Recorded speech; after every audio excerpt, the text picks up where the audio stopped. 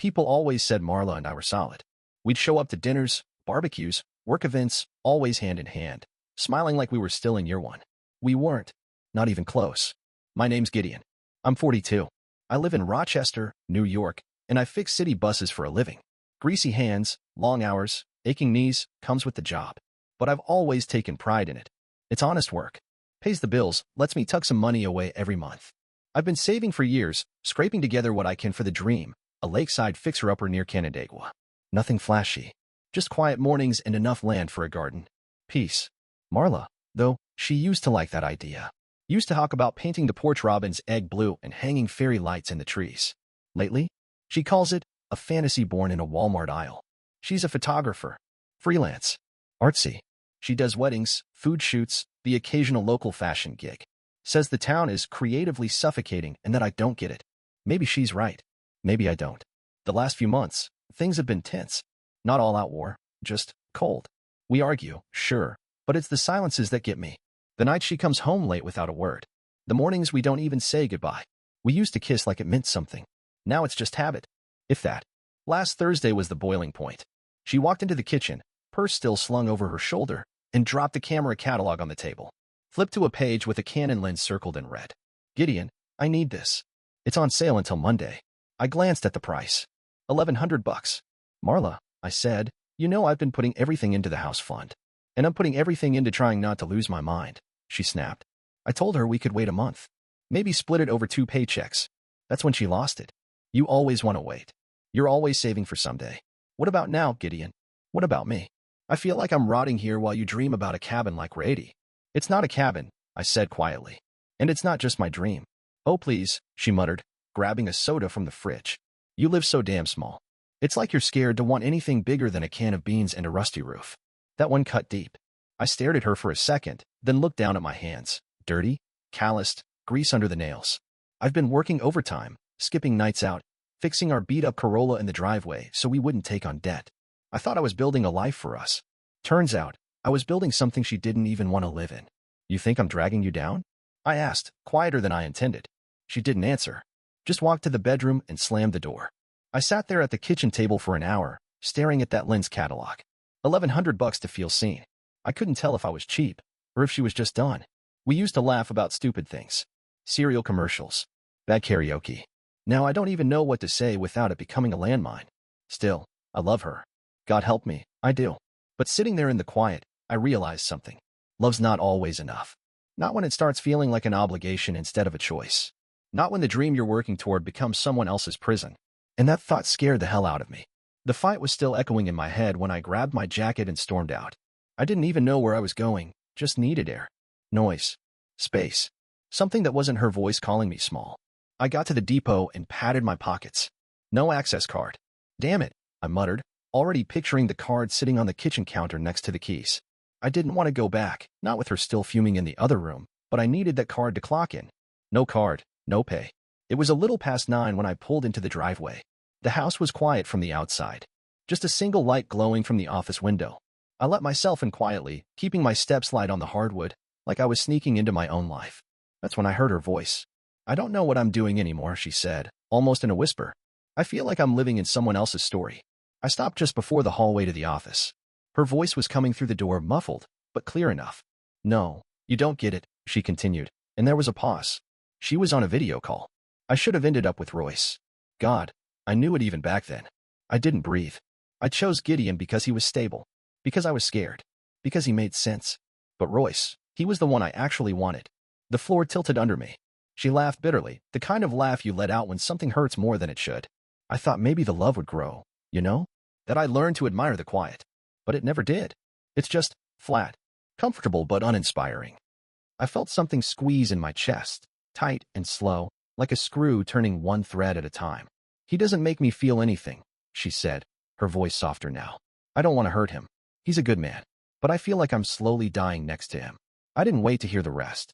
I backed away from the hallway, stepped outside without a sound, and let the screen door fall shut behind me. My card was still on the counter, right where I thought it was. I didn't care anymore. I sat in the car for a long time, engine off, key in my hand. Her words ran on a loop in my head. Not just what she said, how she said it. Calm, certain, like it was already done. Like I was just some placeholder she'd finally decided to confess out loud. I'd spent years thinking the cracks in our marriage came from stress, from fatigue, from time. But the truth was simpler. She never loved me. She just settled. And now, I couldn't unhear it. I didn't go back to work. Didn't go back home either. I just drove aimlessly until the gas light came on, then pulled into a 24-hour diner off Route 31. The kind of place that smelled like burnt coffee and old fries, where the booths were cracked and the waitress didn't ask questions. I slid into a corner seat and ordered a coffee I didn't want. When she brought it over, I thanked her and wrapped my hands around the cup like it might keep me from falling apart. The place was nearly empty. A couple of teenagers in a booth across the room, laughing too loud. A man reading a paper at the counter. And me, just sitting there, staring into the dark swirl in my mug like it might explain something. I kept hearing her voice. I should have ended up with Royce. Comfortable, but uninspiring. I thought of every overtime shift I'd pulled. Every weekend I spent under the hood of our old Corolla instead of paying someone else to do it. I thought about that time she sprained her ankle and I carried her down the stairs every morning for 2 weeks. About the way she used to squeeze my hand at the movies. About the plans we scribbled on napkins, paint colors, porch lights, names for the dog we never got. Had all of that been one-sided? I tried to tell myself this wasn't the worst thing in the world. People fall out of love. They drift. But this wasn't drifting. This was her jumping ship years ago and just never telling me. She chose me for safety. For certainty. I was the seatbelt on the ride she didn't even want to be on. I took a sip of the coffee. It was cold. I didn't ask for a refill. Around 2 a.m., the waitress came by again, glanced at the untouched plate of toast I'd ordered, and gave me a sympathetic look. Long night. I nodded but didn't say anything. I didn't want a confrontation. Didn't want a shouting match. What I wanted was clarity. A clean line between what I had imagined and what was real. The line had come earlier that night, in the form of her voice echoing through a half-open door. I pulled out a pen and wrote something on a napkin. Nothing deep, just a number. The total I'd saved so far for the lake house. Every single dollar I'd been socking away for a future that didn't exist anymore. Then I tucked the napkin into my wallet, paid for the coffee, and stepped outside. The night air hit me like a slap, cold and clean and real. I didn't have a plan, not exactly. But a quiet decision had taken shape somewhere between her voice and the untouched toast. I was going to leave. No fight. No begging. No explanations. Just gone. She wanted something different. Something bigger. And maybe I did too. Not more. Just different. A life where I didn't have to wonder if I was enough. A life where I wasn't mistaken for a placeholder. I started the car, not sure where I was headed. But I knew it wouldn't be back there. I pulled into the driveway just before 4 a.m. The house was dark, quiet. Not even the porch light was on. I sat there for a minute, engine off, staring at the front door like it belonged to someone else. Inside, Marla was probably asleep, curled up in the sheets we bought together from a clearance sale 2 years ago. She always hated them, said they felt scratchy, but I never heard her complain once we had them on the bed. Maybe she didn't care enough to argue anymore. I stepped inside and moved through the house like a shadow, careful not to creak the floorboards in the hallway. The soft hum of the fridge was the only sound. On the kitchen counter, right next to the fruit bowl we never used, was the access card I'd forgotten. I slipped it into my jacket pocket and walked past it without a second glance. First stop, the office. Our shared crypto wallet was on my laptop, the one I bought with my bonus 3 Christmases ago. She never used it. Didn't even know the password. That had always been my thing. Gideon and his spreadsheets, she used to joke. I logged in, scrolled through the ledger, and did the math. She'd never contributed. Not a cent. I withdrew exactly what I had put in. Not a penny more. But I didn't convert it to cash. I wasn't about to leave a paper trail she could follow. Instead, I used 3 separate vendors I trusted, like parts, rare collectible watches, tools with real resale value. All small batch, high-demand stuff I could move easily on the trade circuit. Everything shipped to a buddy's place in Pennsylvania. He owed me a few favors.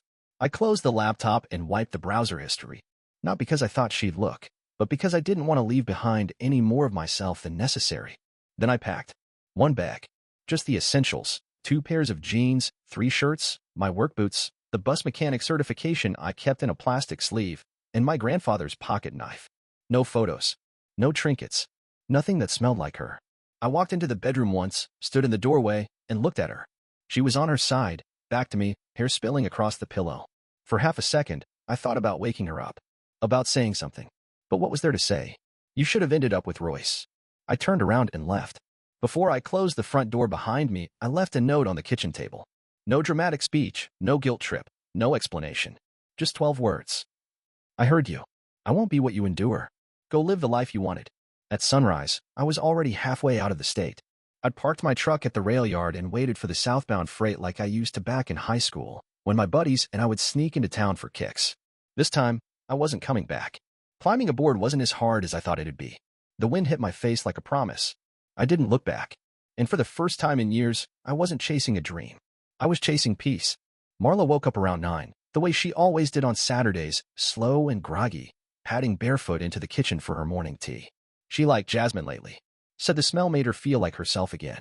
But that morning, instead of the kettle, her eyes landed on the folded note on the table. At first, she probably thought it was a grocery list, or a scribbled reminder. Something small. Something ordinary. She read it. Then read it again. Her mouth went dry. She called my phone immediately. Disconnected. She tried again. The line didn't even ring, just that dead, mechanical message. The number you were trying to reach is no longer in service. She texted. The bubbles stayed gray. No read receipt. No nothing. Then she opened her laptop, her hands shaking now. She pulled up our shared accounts, credit card, bank, crypto. Most of it still there. But my name had vanished from every login screen. The crypto wallet? Empty. She clicked through it 3 times, checked the activity, the timestamps. No fraud. No break-in. Just withdrawal. Legal, precise. Like a scalpel. Panic set in. She started calling around, first my phone again, then the depot. Maybe I just went in early, right? Maybe I was blowing off steam. But at the city transit office, she hit a wall. Gideon, someone told her. He resigned. Sent it through email around 3 a.m. No, she said. That's not possible. There must be some mistake. But there wasn't. I hadn't even used my work email. I'd sent it from a new account, clean, professional, and signed except for a single line. Effective immediately, I resigned from my position. Thank you for the years. Marla sat down on the edge of the bed. Still in her sleep shirt. Still barefoot. The silence in the house was thick, suffocating. She opened social media next, Facebook, Instagram, Twitter. All the places where she used to tag me in old photos, weekend brunches, road trips. She clicked on my profile. Gone. Not deactivated, deleted. Like I'd never existed. She searched my name. Nothing. Not a comment. Not a tagged photo. Not even a last seen status on Messenger. Just emptiness where I used to be. She sat there for a long time. Long enough for the tea water in the kettle to go cold without ever being turned on. Her world didn't fall apart with an explosion. It unraveled slowly, painfully, detail by detail. She tried my friends next. The few she knew. Most hadn't heard from me. A couple didn't pick up. One finally did and said, Marla, he's not coming back. You should probably let him go. That was the moment it sank in. This wasn't a fight. This wasn't a timeout. This was over. No angry texts. No final argument. Just 12 words on a piece of paper and a man she thought would never leave. But he did. And now, she was alone. No forwarding address. No trail. Just the echo of what she couldn't take back. For a while, Marla walked around like she hadn't been left. She cleaned the house in bursts of energy, then sat still for hours, scrolling through old photos like they were part of someone else's story. But the silence got heavy quick. Too heavy. So she did what she always said she should have done. She called Royce. They met for coffee first, neutral ground. He showed up in aviator sunglasses and that worn leather jacket he used to wear back in college, the one that made her feel like she was 17 again. He hugged her like nothing had happened. Like time hadn't passed. Like they hadn't both married other people. I'm sorry about Gideon, he said, his voice soft, practiced. He was never really your speed. And that was it. That one sentence broke whatever guilt she had been nursing. Royce understood her. Royce saw her. They started spending more time together, dinners, late-night drives, bursts of laughter that felt reckless and giddy. He took her to art galleries in Syracuse, booked them a weekend in Manhattan for a pop-up show. They even stayed up late in his apartment talking about launching a creative agency together, his marketing skills, her photography. They called it something real. Within a month, she filed the divorce papers. Quietly, cleanly. Gideon had vanished. No address to serve. No lawyer to push back. After the mandatory waiting period, a default ruling was granted. No contest. No alimony. Just a rubber stamp from a tired judge. She celebrated by posting a black and white photo of her and Royce at the Brooklyn Bridge, captioned, "Sometimes the heart knows before the head does." The likes came fast. So did the DMs. Friends from college cheered her on. "You finally did it," one said. "You look alive again," said another. Marla smiled through it all. She called the silence freedom now. She told people she was finding herself. She stopped mentioning Gideon altogether, like he'd been a fog that cleared. She told herself this was the life she was meant to live. Not dinner on the couch at 8 p.m. next to a man who smelled like diesel. Not weekend trips to Home Depot. Not savings accounts and second-hand furniture and porch dreams. No, this was passion. Royce was passion. She didn't know where Gideon had gone. Didn't care, she told herself, because she had finally chosen what she'd wanted all along. And this time, she was sure, no looking back. At first, everything with Royce felt like a movie. Marla called it a second adolescence, impromptu road trips, rooftop wine at midnight, jazz clubs, gallery openings. He was loud where Gideon had been quiet, unpredictable where Gideon was steady. She thought it meant excitement. But after a while, that rush started to fade. Royce's creative energy turned into flakiness. He'd cancel dinner plans last minute or forget to reply to her text for days. His excuses were always charming. Got pulled into a brainstorm session, he'd say, or lost track of time editing. And at first, she believed him, wanted to believe him. Then came the late arrivals. The unexplained weekends. The flirtatious banter she caught him having with other women at networking events, never anything direct, just smiles that lingered too long, hands on backs that slid a little too low. Marla tried to laugh it off. He's just social, she told her friend Lena over drinks. That's who he is. But her voice cracked when she said it. One night, she stopped by his place unannounced, just wanted to surprise him with dinner and a bottle of red. He wasn't home, but his laptop was open on the couch. She didn't mean to look, but she did. A string of messages, playful, intimate, between Royce and someone named Callie, a photographer. Younger, edgier. One message stood out. I'm not tied down. Just letting her think I am. Marla didn't cry. She didn't scream. She just closed the laptop, set the wine bottle on the counter, and left. The next day, she confronted him. Calm. Direct. You said I was the one, she told him. I never said that, he replied, leaning back in his chair like it was a negotiation. You assumed. You said Gideon wasn't my speed. That we were supposed to be. I said what you needed to hear, he cut in. You chose this. Not me. The words hit her harder than she expected. Because he was right. She had chosen this. She had chased something bright and loud and exciting, believing it was love, believing Royce was the life she missed out on. But really, she had projected all her discontent onto Gideon, used him as the scapegoat for her own restlessness. And now, she saw it all for what it was. Gideon wasn't the problem.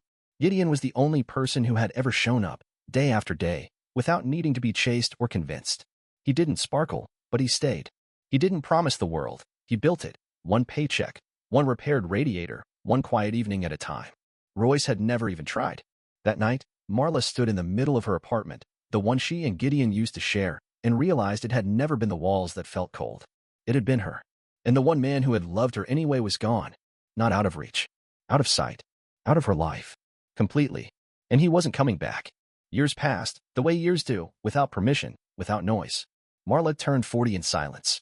There was no party. No trip to Italy like she once planned. Just a cupcake from the bakery on Monroe Avenue and a lukewarm call from her mother that lasted 4 minutes. She lived alone now in a quiet apartment on the east side of town. 2 bedrooms, one of them still stacked with framed prints and unopened boxes from her freelance days. She hadn't picked up a camera in over a year. Said her heart wasn't in it anymore. Royce was long gone. Drifted out of her life the same way he had drifted in, charming, sudden, and vanishing without a trace. After their falling out, she had tried to reach him once, just to ask why. He blocked her the next day. Her divorce papers from Gideon were still in a drawer somewhere, yellowed at the corners, signed and finalized without a single question. She sometimes pulled them out late at night, running her fingers along the signature. His name in bold, confident print. No emotion. Just closure. She had searched for him more than once. Quietly, late at night, in that space between denial and desperation.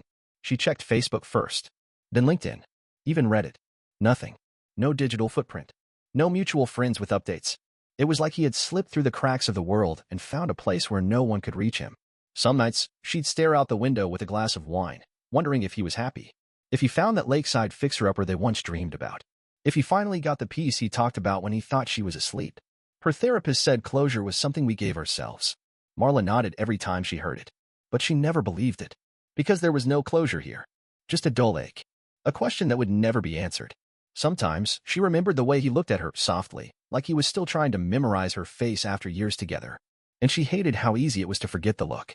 How time had chipped away at the memory until it was just a flicker. Other times, it came back in full color. The sound of his boots in the hallway. The way he'd hum under his breath while tightening bolts in the driveway. How he always left the last bite of dinner on his plate for her, even if she never touched it. He wasn't perfect. But he was steady. And he loved her in a way that was quiet but fierce, like wind carving stone. Now, she lived with echoes. On cold mornings, she'd boil water for tea and catch herself waiting for the sound of his keys by the door. But it never came. He was gone. Not because he stopped loving her, because she made loving her feel like a burden. And in the stillness of her quiet apartment, that truth sat heavier than anything else. Some ghosts don't haunt. They just never return.